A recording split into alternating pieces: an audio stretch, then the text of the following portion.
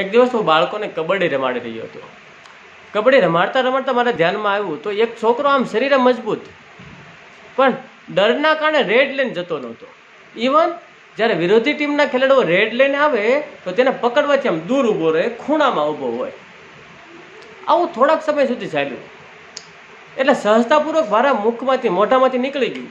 મેં કીધું એટલે તે ખાઈ ખાઈને ખડક્યું જ છે, કાંઈક તારા શરીરનો ઉપયોગ કરે તો 2-3 ખેલાડી એમનામ આઉટ થઈ જાય. પછી તો કેવું શું, જાણે આ વાત એને હર્ટ કરી હોય, જાણે એને લાગી આવ્યું હોય એવી રીતે. જેવો વિરોધી ટીમનો ખેલાડી રેડ લઈને આવ્યો અને તેની નજીક ગયો અને તરત એને તેનો પગ કસકીને પકડી લીધો. વિરોધી ટીમનો ખેલાડી આઉટ.